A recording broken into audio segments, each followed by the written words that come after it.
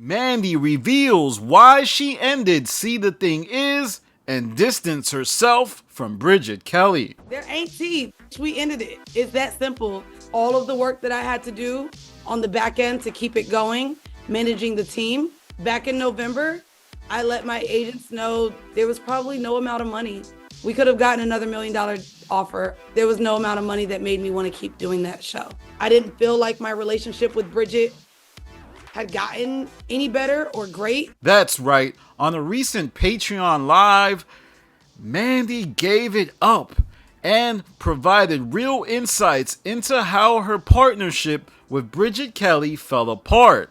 And I must say, this was a terrible breakup, and Mandy and Bridget are at odds. For one, she started reiterating that she has a lot going on, and it seems like she no longer wanted See the Thing Is to be a priority for her, even saying that the show wasn't fun anymore, and said that she let her agents know that no amount of money could bring her back to do See the Thing Is. And she also says pretty explicitly that she felt like her relationship with Bridget wasn't great. Mandy also revealed something that a lot of people who have been listening to See the Thing Is have known for a little bit, that she felt disrespected when Bridget invited her to the wedding with no +1. Are you still going to the wedding? I was never going. I never RSVP'd. I wasn't gonna go. Y'all don't even know. You might think the tea. That's the tea. I wasn't gonna go. And let's be very clear. It's a destination wedding and she wasn't giving a +1 out because I wasn't married. For those of you that don't know, Bridget is living her life in Jamaica getting married, and when she invited Mandy, she said, "No, homie, you ain't in a relationship, so you can come, but you get no +1.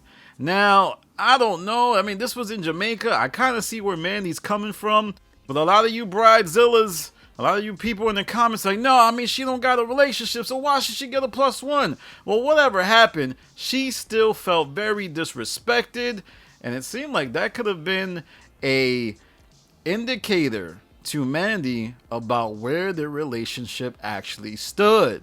Then Mandy says that Bridget jumped ahead in announcing the end of See the Thing Is when she said it was the end of an era on her Instagram.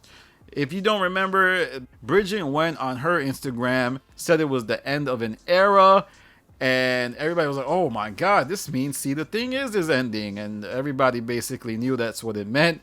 So that meant Mandy had to go on her Instagram Live and explain why the show was ending. I guess Mandy wanted more control, and Bridget wanted to jump the gun. They were trying to control the narrative. I don't know what Bridget's gonna do, because Mandy's the one out here telling her side of the story while Bridget's living her life of getting married. A lot more to be revealed. After that, Mandy gets into a big part of the core of why I think this breakup was happening. She says that the initial split for the show was 50-50 and there was no split changes. There was no changing the split. At one point, I was getting paid to do the work that I did. There was never a conversation about changing splits, but I was paid for the work that I was doing. So on top of showing up and being the producer and being the talent, I was also the accountant. I was the manager.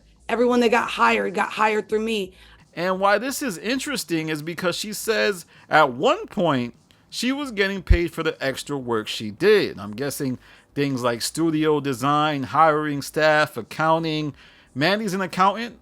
I think that was the field she was in prior to her domination in the land of women podcasting. She also runs Full Court Studios, which is where she films a lot of her content. So I assume she hired the staff, and maybe in the beginning she was getting paid for that, but I don't know, did Bridget say, all right, we're not paying for that no more, let's put that into the 50-50 split, let's watch these expenses, I don't like this setup. And what's even more interesting is that Mandy says there was never a conversation about changing the splits for the show. This is fascinating. So is Mandy saying that, yes, there is no amount of money that would have made her come back, but was there a different business structure that would have made her come back. Like, let's say if it was a 70-30 split, would Mandy have come back? Because it seems like with this statement, she's indicating that the business structure should have been different based upon the back end portion of what she was doing. She basically say, hey man, Bridget was just showing up. It's feeling a little Joe Budden, Rory, and Mallish, if you ask me. After that, Mandy says she felt drained and was overwhelmed by running the show, and even says there was times when she felt disrespected by Bridget. Now, what could Bridget have done? She looks so nice. She looks so happy, so go lucky. Bridget, man, you gotta tell your side of the story. Let me know. Somebody let me know. And after that, Mandy says she put the nail in the coffin of See the Thing Is and told her agents she doesn't want to do the podcast anymore.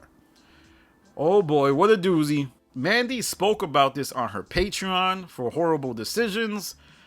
Go subscribe. I got the $15 tier just to listen to this. I could have did the $5 tier. So Mandy, if you're listening, man, just, if you want, just hit me up. If you got an issue with this blog, you know how to reach me. And man, it was kind of, this whole thing is crazy. I've said it before. Everybody thought Weezy and Mandy would break up.